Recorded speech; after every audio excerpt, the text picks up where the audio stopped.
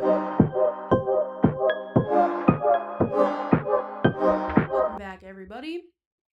We're coming back at you with President Trump, and it looks like he's talking about Antifa. This is, remember we did listen to, we brought one of the journalists on the streets, frontline journalists, that was Savannah Hernandez. And she spoke at this particular Antifa roundtable.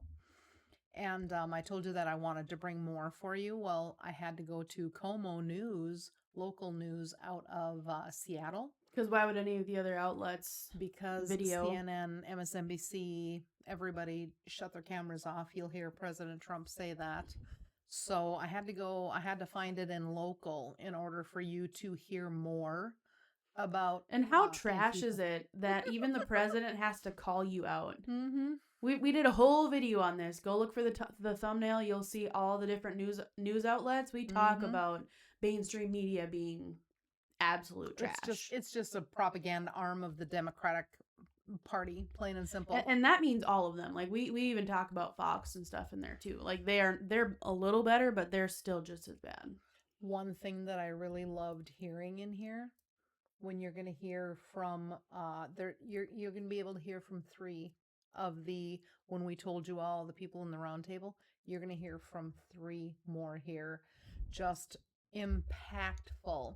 One of them is talking about the Democratic Socialist Party of America, which also should be deemed a terrorist group, to be honest. Mm-hmm. So since that was brought out here, they're proudly marching in the streets with their signs. Yep.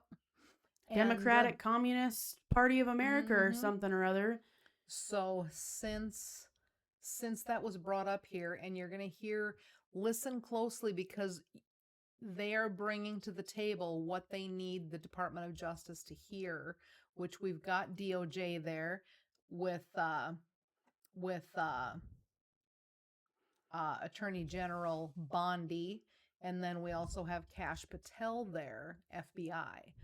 So, which investigations come, litigation comes. So he investigates, she litigates.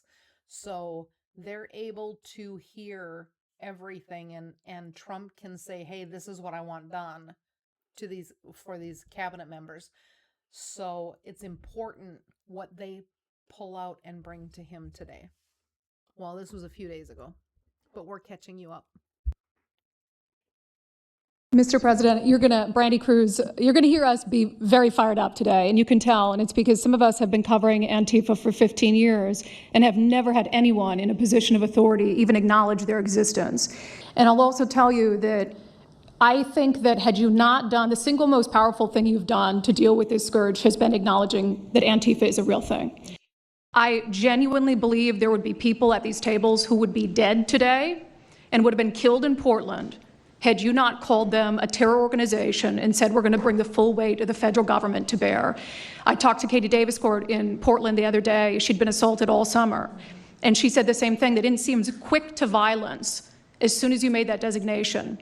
So they're thinking in their heads, they're worried. There's been 24 or so arrested in Portland. They don't want to go to federal prison. There's this video of them, one of them who was in the face of an ICE agent, and then he's in custody shaking. Once you take the mask off, they're nothing. Right. And I was told by probably a dozen people not to tell you this. I'm going to tell it to you anyway, because it's relevant to what we're talking about. I'm living proof that you can recover from TDS. I had strong Trump derangement syndrome for probably 8 years. This is one of the reasons I recovered from it. And by the way, it's much better to not have TDS. I'm happier, I'm healthier, more successful. I even think I got a little more attractive after I got rid of my Trump derangement syndrome. Yes. You know, I'm a reporter in Seattle, and frankly, I could not care any less what any of you have to say about this meeting. Could not care any less. We're not here for you. I'm not here to convince any of you that Antifa is a real thing, because if you have not come to that conclusion by now, you are never going to come to that conclusion because you don't want to see it. And you're going to go and you're going to say it's a bunch of right-wing conservative influencers who are here spinning a tale. I was one of you. I was a mainstream reporter in Seattle for 10 years. I was a TV reporter on the streets doing my job, and I was still assaulted by Antifa. So it's not about being conservative, it's about people who go there and show what they're doing.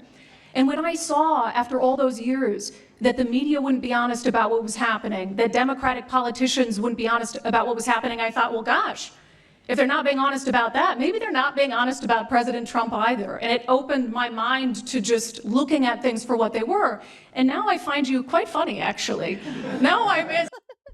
Also, I just want to say, notice how Donald Trump doesn't look orange at all. Nope. When it's not the other mainstream outlets making the filters turn him orange. Yes, they changed the hues. I just would like to point that out because I think it's relevant. Like I said, I'm much happier about it. But, you know, for me, again, I could not care any less the stories that they go to print.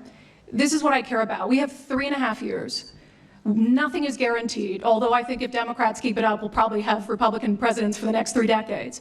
But nothing is guaranteed, and so what I want to see over the next 3.5 years is a full court press to dismantle Antifa once and for all in a meaningful way. I know, Andy, we talked before this about some ideas. That's really what we want to, I don't care what the media says, I don't care what Democrats say. They will never wake up to this fact. So we want the federal government to take as many of these cases as possible, look at the interstate travel between Portland and Seattle when it comes to these people who are committing violent acts, and hopefully in 3.5 years, they will be a shell of their former selves. Very close to that, and it's Antifa and many others, Yes. unfortunately. There are many others, bad ones. Most have been named terrorist organizations. There are a couple that we're going to. But I think we've got it pretty well covered. But there are many others. But very specifically today, it's Antifa, and it's really bad. And we're going to get it cleaned up. Go ahead. Yeah. Mr. President, thank you again. Thank you. My name's Jonathan Cho. I am an investigative reporter for Frontlines Turning Point USA. I'm also a senior fellow at Discovery Institute in Seattle. And I cover far-left extremism as well as the homeless drug crisis in America. And I find it oftentimes those worlds intersect. And hot off the presses, what I wanted to bring to your attention today is a report from a Capital Research Center here in DC in conjunction with Discovery Institute. They just put out this study right now. And what it shows is that Antifa is heavily embedded in the homeless and housing nonprofit sector. In many cases, the homeless industrial complex is running cover for Antifa. Antifa is benefiting from American tax dollars, and they're essentially... So, do you ever watch any Jonathan Cho? No, I have not. And that's why I thought I would catch everybody up. If there is one man, I've been watching him for maybe 3 years, Miranda, and he is on the street.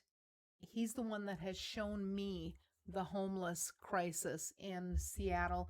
My sister, bless her heart, goes out weekly and feeds the homeless in the Seattle area, with supplies out of her own pocket, making sandwiches. I wish that I could help her. I wish I could. I am humbled when, didn't plan on crying. I'm humbled when I get a hold of her. I snap her. And she said, "Oh, sorry, I'm out feeding my homeless people now. I'll get back to you though." And, that's very humbling for me. So I found Jonathan because I wanted to see what Lisa was doing out there, because I knew she said it was bad. And so I went researching, and I came across him several years ago.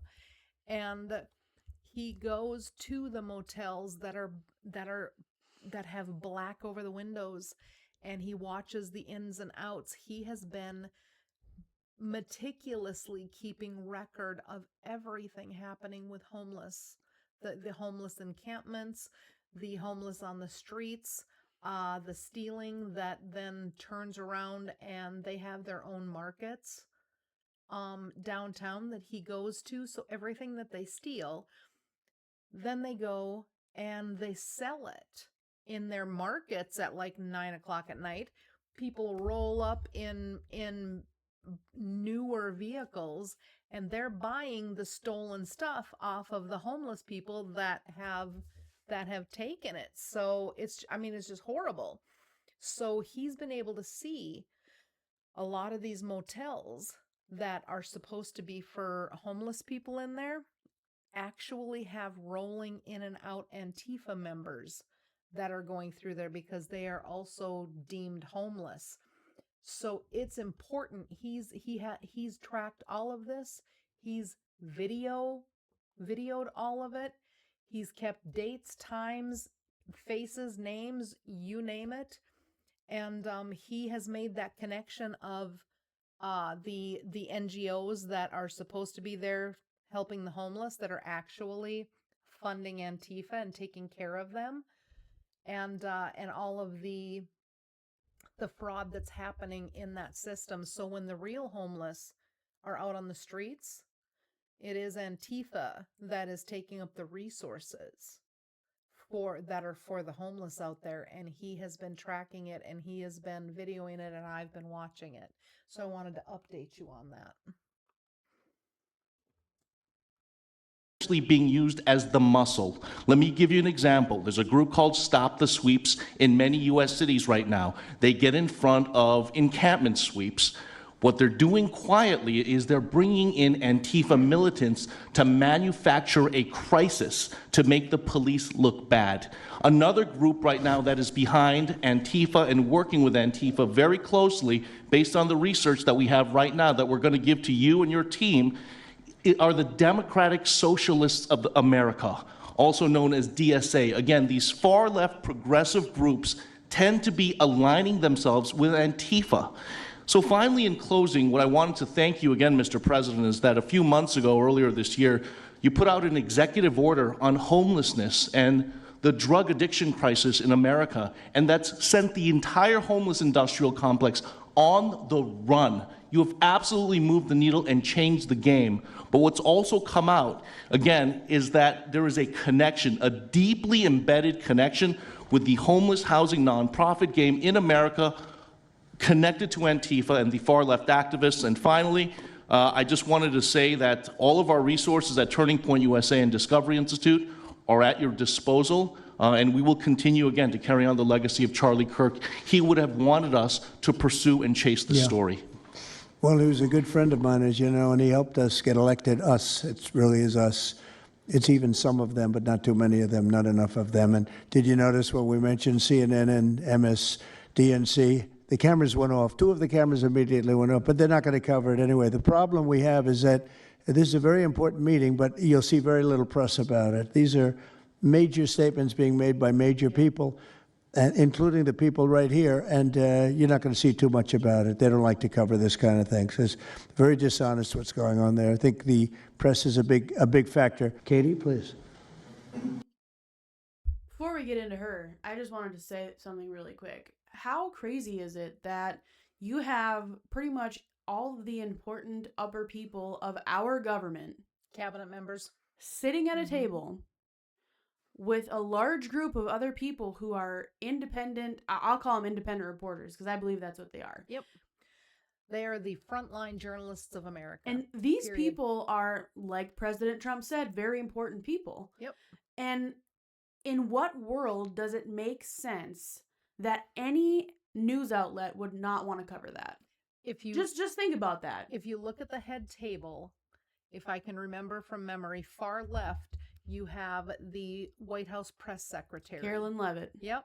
Next to her, you have Stephen Miller, the chief of staff for Trump. Then you have Susie Wiles, which is she's the chief of staff. She's his right hand. She's the one that tells Trump here, there, and everywhere. Stephen, shoot, I can't remember exactly what his title is, but he's close to chief of staff. And then you have Pam Bondi, which is the attorney general. Then you have Trump. Then you have the Department of Homeland Security secretary, Kristi Noem. Next to her was Kash Patel. And I don't know who is the head of the FBI. And I don't know who the guy is on the other end. So you have all of those people at this round table. All the major players of government sitting at one table, and you're telling me that there's a news outlet that doesn't want to cover that. It's not newsworthy. That's insane to me. You and me both. That's all I wanted to say, because I think it's important to point those things out for that other people can think about it too, because in our history, anytime the president speaks, it's on the news. Yep. When it comes back up again, I see that it's going to be Jack Posobiec on the left and Nick Sorter on the right. All right. Last speaker. Hi, Mr. President. It is an honor being here today, and I first wanted to start by thanking you guys for designating Antifa a terrorist group. It's exactly what this group is. It's a long time coming. I'm an investigative journalist from Seattle. I work for the Post Millennial alongside Andy No and Jack Posobiec. I have been infiltrating Antifa cells in Seattle and Portland for the past decade. I know their inner workings, and Antifa uses extreme political violence to crush the civil rights of their political enemies and believes that violence is justified by any means necessary. But today, I want to focus on what is happening in Portland at the ICE facility. I've been covering this for the past 4 months, and this is a call out to corporate media who has completely ignored this story or has falsely reported on it. This is nothing short other than a sustained attack on the United States, which is being supported by Democratic elected officials. The Portland Police Bureau has completely abandoned several blocks outside the ICE facility, giving away their jurisdiction to a terrorist group who has spent the past 4 months harassing, assaulting, and intimidating anyone they perceive to be against their cause.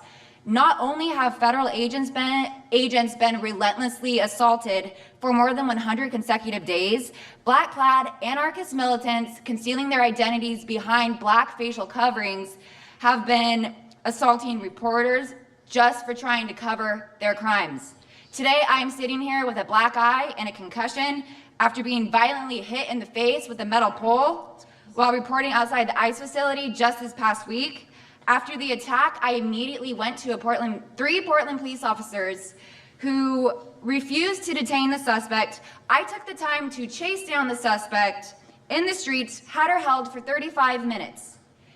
I was waiting for Portland police to come, and they never came. Then that's what opened my eyes to what this group is actually doing. I watched 20 Antifa militants help my assault suspect escape into an Antifa safe house that is 1 block away from the ICE facility. And this safe house is where Antifa affiliated protesters are conducting paramilitary operations. It's where they're arresting, they're showering, they're eating to continue this occupation. I have staked out this safe house and have observed shift changes. This group is highly organized. It is being funded through mutual aid groups, and they have no plans of stopping. Residents living across the ICE facility have been held hostage by Antifa. They're begging for federal intervention. The city refuses to help, and they want you, President Trump, to come in and restore law and order. I want to stress the importance of taking this situation seriously, because when I first started reporting on this occupation, I went undercover in Black Bloc. I talked to these Antifa militants. I lasted for about a month. They believe that ICE agents are the Nazi Gestapo who need to be killed. They told me that directly, and I think that if this situation is not taken as seriously as it is, it's just a matter of time before someone gets killed. And thank you for having me. There's a lot of overlap, and I would say that, for instance, Jonathan brought up the Democratic Socialists of America. They're basically the same thing. I mean, there's a lot of Democratic Socialists of America who are out there in Black Bloc, hiding their faces. And so I think we use, and I do understand, for the record, I do understand the challenge, as Andy pointed out, with Antifa as a graspable entity. I do. But at the end of the day, when you look at behavior, you prosecute behavior, right? We're not prosecuting ideas or ideology, you're prosecuting behavior. So whether you can prove that this amorphous thing is Antifa or someone has a patch that says Antifa, it doesn't matter. Did they assault someone? Did they assault a federal agent? Were they engaged in rioting? What is it? And so they're always using that, oh, well, they don't call themselves Antifa, even though some of them literally do. It's called Rose City Antifa. How long has it been around in Portland, Andy? Since 2007. They call themselves Antifa. In Seattle, I was outside the federal building, and they were yelling, there's no police here, this is Antifa land. And then at the same time, Democrats, like our governor, oh, Antifa is an idea. But yeah, I think Antifa can overlap with a lot of other entities and organizations. Okay, very good. Thank you. Mr. President. So, in the United States, a female can be beaten in the head with a pipe, black eye, concussion, chase down her assailant, keep that person for 35 minutes, hold up, detained as well as she can, cornered, 3 police officers refusing to arrest the person that beat you over the head with a pipe, and then only to watch 10 other masked people come and usher her away from being detained and then into a safe house down the block. This is the country that we live in now. This is the country we live in. Welcome to the new America, I guess. That's what they want on everybody's streets. But here's the deal. I don't subscribe to that. We're not going to allow that No. to continue. Nope. That might be what's happening now, but it will not continue. And I fully believe that we'll be able to get rid of this type of crap in the coming years, and that we will be able to empower our law enforcement to do their jobs again. Because I think that's a lot of the issue that we have right now, is there was a huge push to defund the police. You remember that? Mm-hmm. And police are afraid to do their jobs. And not only that, but they're actually being told not to do their jobs by certain departments. Oh, yes. Something that I'll give you a little update that Mayor Brandon Johnson, do you know who he is? I do not. Who is he the mayor of? He's the mayor of Chicago. And Governor Pritzker, J.B. Pritzker, the governor of Illinois, are both shaking in their boots right now because what happened yesterday? What happened yesterday? Pritzker and Johnson have told all law enforcement that they are not allowed to work with any federal agencies, aka ICE. What? Yes. As of yesterday, all of the state troopers in Illinois said, no more. We are going to do our job, and we are working with ICE. Yep. And they started rounding up like crazy. So that means that the people that were supposed to tell them in their state what they're not allowed to do, those Illinois state troopers said, done with you, ain't listening to you anymore. It's just like, was it? Yes. It wasn't Venezuela. Where was it that the military said no and started? Madagascar. There we go. We did a video on that, but we know how that went. So exactly. There was the people of Madagascar were standing up against their government, and the military turned on the government and said, we're with the people, and they're fighting with the people. Some of the military did. Right, some of it. The military elites did. Right. There are some of those that still do their thing, right. But that military elite says, we're done. We're siding with you guys. So it's similar in that regard, where the state troopers said, no, we're not listening to your BS, and we will work with ICE, and we will do our job. And I can guarantee you that when word gets out that the Illinois state troopers said, nope, we're going to do our job. We're not listening to you. That is a domino effect. You're going to begin to see more law enforcement. Yep. Once one agency does it, then the rest are like, oh, they did it? Well, we can do it too. Keep your ear out for that. Watch for it. Ready for a Bible? Ready for a Bible. Let's see what God's final word is on it, on all of this. let's just pick a spot and we'll go with. All right, so we are in Zechariah and we are in chapter 11, and I pointed to verse 4, and the subheading for this is the two shepherds. It said, "The Lord my God said to me, act the part of the shepherd of a flock of sheep that are going to be butchered. Their owners kill them and go unpunished. They sell the meat and say, 'Praise the Lord, we are rich.' Even their own shepherds have no pity on them. The Lord said, I will no longer pity anyone on earth. I myself will put all the people in the power of their rulers. These rulers will devastate the earth, and I will not save it from their power. Those who bought and sold the sheep hired me, and I became the shepherd of the sheep that were going to be butchered. I took 2 sticks, one I called Favor and the other Unity, and I took care of the flock. I lost patience with 3 other shepherds who hated me, and I got rid of them all in a single month. Then I said to the flock, I will not be your shepherd any longer. Let those die who are to die. Let those be destroyed who are to be destroyed. Those who are left will destroy one another. Then I took the stick called Favor and broke it to cancel the covenant which the Lord had made with all the nations. So the covenant was canceled on that day.